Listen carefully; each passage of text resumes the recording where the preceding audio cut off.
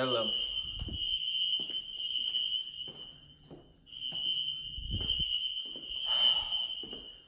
Out we go. There's no temporal.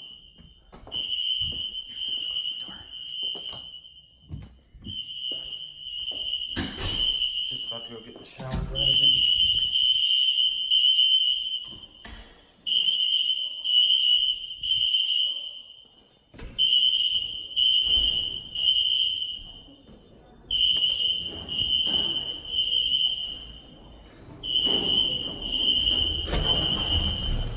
Oh, nice.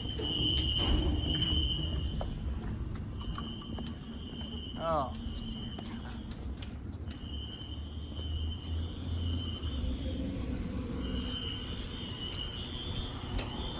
I'll talk over this just because there's nothing too interesting to see during this section of the video.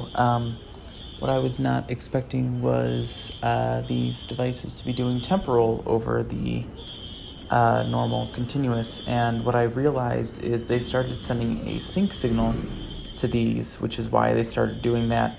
This panel has been replaced and upgraded from a System 5000, I believe, up to a Notifier 640. And what that means is that it's sending out a sync signal now, so that is forcing these to do temporal, which kind of relates back to the video that I had made a while back, which I never tested. Apparently those horns, those Wheelock NH horns, they can actually do temporal as soon as they get the sync code as well. So I will have to go back and retest that on my own.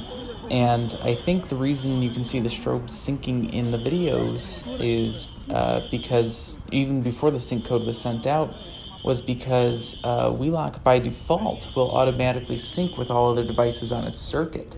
So even though there's no sync signal being applied, it will keep going despite the fact that the panel isn't actually syncing it out.